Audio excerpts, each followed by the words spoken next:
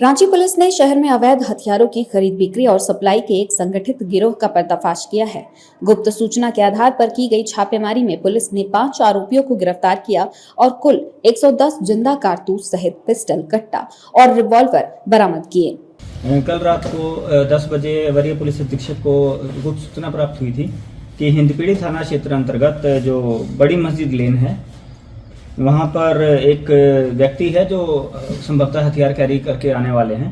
उसी के आधार पर टीम्स ने वहाँ छापेमारी टीम का एक गठन करके लगभग 11:30 बजे रात को एक व्यक्ति को देखा और संदिग्ध लग रहे थे। तो उनको जब उनसे पूछताछ की गई और उनको जब वो जैसे ही उन्होंने भी पुलिस को देखा तो वो भागने लगे।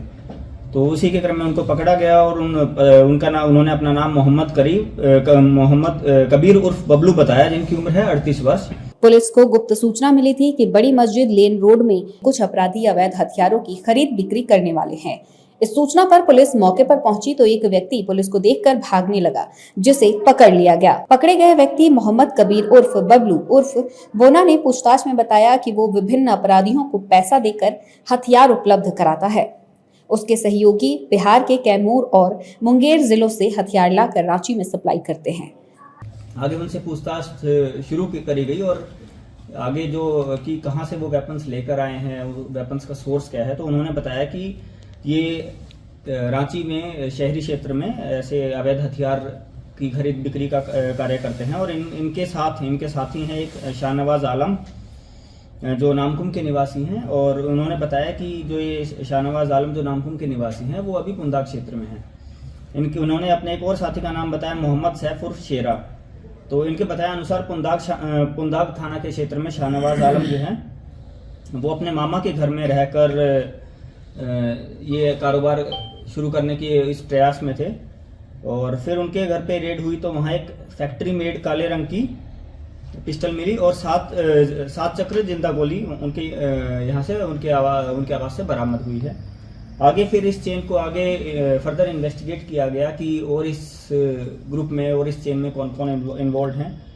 तो उसके बाद फिर ये पता चला कि एक अंकित कुमार है उनके साथी, जिनकी उम्र 19 वर्ष है और वो बिहार के रहने वाले हैं और वो रिसेंटली ही पिछले 1-2 दिन में ही वो बिहार से आए हैं और उन्होंने जो है वो भी इस कार्य में संलिप्त है। उनके पास से एक देसी कट्टा मिला है और उनके पास से देसी कट्टे के साथ एक गोली मिली है। और आगे फिर पूछताछ करी गई, इन सभी 3 लोगों से पूछताछ करी गई तो इन्होंने बताया कि इनका एक और साथी है मोहम्मद सैफ उर्फ शेरा। और शेरा के बारे में इन्होंने बताया कि शेरा के पास जो है और देसी कट्टा या पिस्टल मिलने की संभावना है, क्योंकि वो भी इनके साथ ये सप्लाई का काम करते हैं। जब सदर थाना क्षेत्र में शेरा के घर पर जब रेड करी गई पुलिस द्वारा रात को, तो इनके पास से 2 देसी कट्टे मिले हैं और 5 राउंड गोली के मिले हैं। शेरा ने फिर बताया कि जो अनुज उनका एक और साथी है जो सुखदेव नगर थाना में रहता है, इनसे जब ज्वाइंट इंटरोगेशन और अलग अलग करके जब इंटरोगेशन पुलिस के द्वारा की गई तो उन्होंने बताया कि सुखदेव नगर थाना एरिया में भी उनका एक और साथी है अनुज ठाकुर। और उनके बारे में उन्होंने जानकारी दी कि वो भी संभवतः इस कार्य में संलिप्त है। और जब उनके पास से फिर जब रेड करेगी तो उनके पास से एक सिल्वर कलर का रिवॉल्वर बरामद हुआ, जिसमें 6 राउंड जिसमें गोली बची है और उनके पास से 77 पीस जिंदा गोली जो है वो बरामद की गई है। उसके खुलासे पर पुलिस ने अन्य थाना क्षेत्रों में छापेमारी कर अन्य आरोपियों को भी गिरफ्तार किया। पुलिस ने उनके पास से एक फैक्ट्री मेड काला भूरा पिस्टल, 3 देसी कट्टा, एक सिल्वर रंग का 6 चक्रीय देशी रिवॉल्वर, कुल 110 जिंदा कारतूस और 2 मैगजीन बरामद किए हैं। और पूछताछ करने पर इन लोगों ने सभी बताया कि ये सभी लोग कैमूर और मुंगेर से जो है हथियार लाकर रांची में अपराधियों को बेचने का काम शुरू करने का भी प्रयास कर रहे थे और पहले भी काफी साल पहले भी ये लोग ये काम करते थे। इसमें टोटल 6 लोगों की गिरफ्तारी हुई है, 6 वेपन्स की रिकवरी हुई है और टोटल लगभग 111 गोली जो है इसमें बरामद की गई हैं।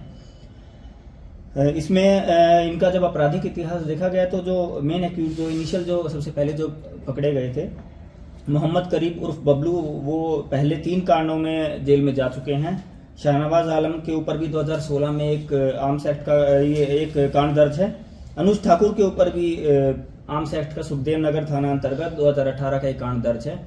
और हमारी टीम्स के द्वारा भी इनके ऊपर इनका जो सबसे पहले जो एक्यूज्ड पकड़ा गया है उसको नज़र में रखा जा रहा था और उसके ऊपर जो है इंटेलिजेंस कलेक्शन लगातार किया जा रहा था। इसमें अलग अलग थानों में जहाँ जहाँ वेपन्स की रिकवरी हुई है वहाँ कारण दर्ज करते हुए अग्रतर कार्रवाई की जा रही है।